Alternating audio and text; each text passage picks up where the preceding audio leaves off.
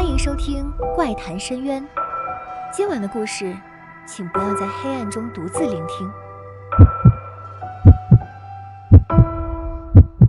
祁玉县一名20多岁的上班族女性 E 分享了一段她至今都无法解释的恐怖经历，而这一切的起因，只是因为她违背了母亲从小反复叮嘱的一个约定。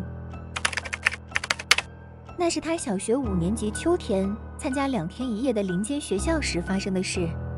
第一天晚上，因为大家太兴奋，迟迟睡不着，于是同房的4名女生干脆摸在一起，开启了只有女孩才懂的深夜聊天会。大家聊着聊着，不知道是谁提议了一个话题，来分享一下只有自己家里才有的奇怪规矩吧。A 同学率先开口，他家有个非常严格的规定，只要把衣服反着丢进洗衣机，妈妈就会故意保持原样，把衣服反着续，反着折，再反着收进衣柜，绝对不会帮忙翻正，当做一种惩罚。大家听了忍不住笑成一团。接着轮到 B 同学，因为他的父母来自冲绳，所以家里1年4季几乎不放洗澡水，即使冬天也是直接淋浴。他说父母认为这样比较省水省瓦斯。大家一致认为虽然有点特别，但其实还算合理。轮到 C 同学时，气氛瞬间变了。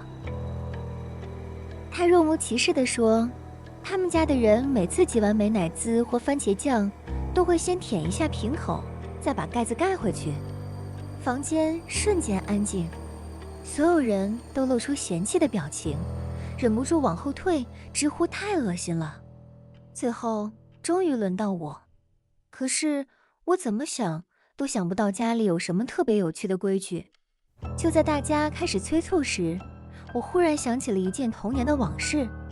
从小，只要我不听妈妈的话，或是做了不该做的事情，妈妈就会板起脸，用一种不像责骂，更像警告的语气对我说：“千沙子会来哦，不是鬼会来，也不是妖怪会抓你，而是千沙子会来。”那种语气充满了一种难以形容的恐惧。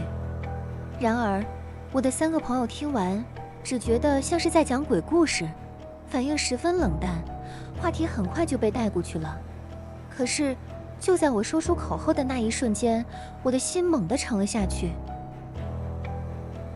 我突然想起妈妈曾经不知道提醒过我多少次，她一直反复告诫我，关于千沙子的事情绝对不能在外面跟任何人说。我居然忘了，虽然只是无心说出口，但话已经收不回来。我心里有点不是滋味，只能安慰自己，至少没有 C 同学舔美乃滋瓶口那件事来的离谱。女孩们继续聊着聊着，不知不觉已经过了午夜12点。白天大家一起爬山，体力早已耗尽，没多久所有人便沉沉睡去。不知道睡了多久，半夜我突然毫无预警地醒了过来。睁开眼的瞬间，我立刻察觉到一件事，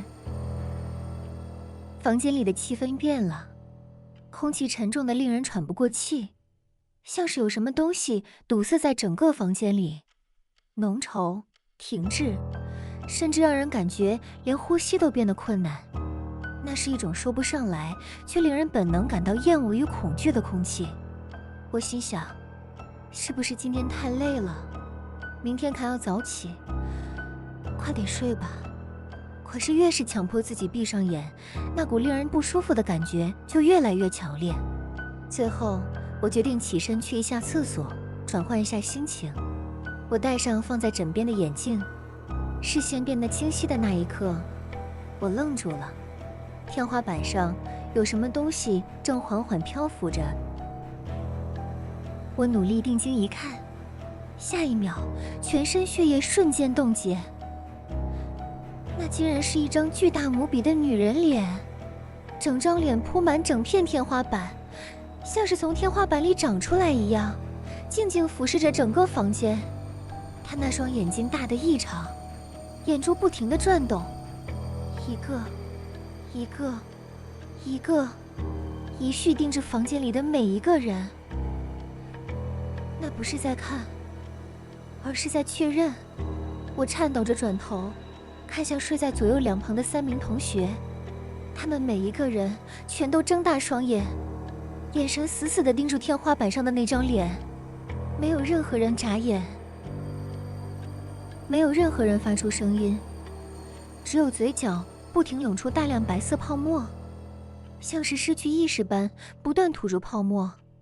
那一瞬间，我心里只浮现一个念头，他就是千沙子。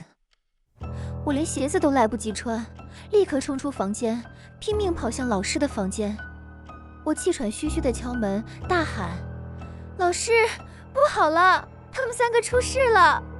老师立刻赶到房间查看，看到3人的症状后，老师怀疑可能是食物中毒，马上叫了救护车。3名同学全都被紧急送往医院。老师回头看着我，担心地问：“咦，你呢？你有没有哪里不舒服？”